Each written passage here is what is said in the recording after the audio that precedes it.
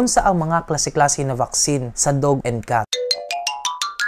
Na ay ginatawag na 5-in-1. Halos tanan nag-aalaga og dog is familiar ani. Lima ni siya kasakit na common kaayo diri sa Pilipinas sa atong alaga na iro. Una, parvo, distemper, leptospirosis, hepatitis or adenovirus ug si para-influenza. Mao ni ang bakuna ang ginauna namo. Kay sa 45 days pa lang pwede na mahatag. Kay ang immunity nagikan sa nanay na mapasa sa anak through colostrum magdugay rag 1 month sa atong mga puppies. Maong kailangan na niyang mabuhi og ihang kaugalingon na create ang iyang lawas og immunity para malabanan niya ang mga sakit na nagpalibot sa iya para makasurvive siya sa environment. Kay dili tanan panahon naa ang iyang mother na muhatag sa iya og nutrisyon. Ang sunod ang anti-rabies. Kaning butanga grabe ka agresibo ang atong gobyerno kay tungod sa history niya. Sa unang panahon daghay tao nga matay ani kay dali ra magud ni siya mapasa through laway. Tapos iha pag yung gubon dayon ang utok sa tao or si kinsa man ang mapaakan sa atong alaga. Sunod kaning kennel calf. Common po ni sa Pilipinas. Kaya ang atong lugar kay tropical country man. Perminti mag-ulan, init, pabago-bago ang klima. Maong dali ra pod sila magkasakit ani. Masingkit tagod tao, maulanan ra ta kadali, mga sakit na nadahinta, magkasipon ug magkaubo na dayon. Pares ra pod sa atohang mga alaga. Sakat napoy ginatawag na 3-in-1 or 4-in-1. Bali tulo or upat ka common diseases na naga-exist diri sa atohang lugar. Na ang iring maapektuhan gyud ang ani. Rhinotrichitis, calicivirus, chlamydia ug feline panleukopenia. Og parehas ra pod mahatagan og anti-rabies ang atong mga iring kay mga warm-blooded animals man na sila.